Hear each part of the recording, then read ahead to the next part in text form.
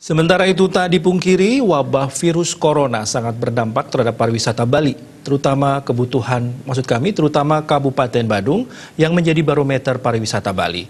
Namun, Badung bisa mengatasi menurunnya wisatawan asal Tiongkok, menarik kunjungan wisatawan dari negara lain.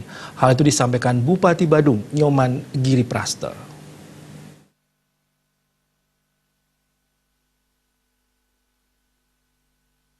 Industri pariwisata adalah industri yang sangat sensitif dan mudah dipengaruhi berbagai isu. Dalam kurun waktu 20 tahun terakhir, dunia pariwisata telah didera oleh berbagai isu besar.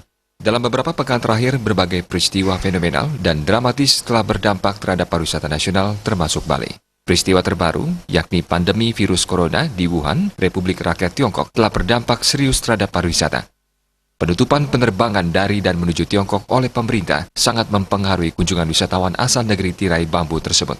Daerah yang sangat merasakan penurunan kunjungan adalah Kabupaten Badung.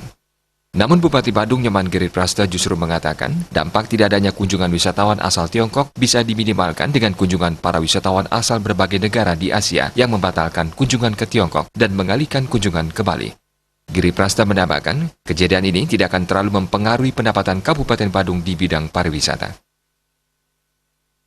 Jadi persoalan masalah corona ini, memang khusus tamu dari Cina, itu kan ada melakukan pembatalan untuk kunjungan. Kunjungan ini masalah pariwisatanya. Tetapi ada juga tamu yang dari Malaysia, tamu Singapura yang rencananya ke Cina itu dibatalkan ke Cina.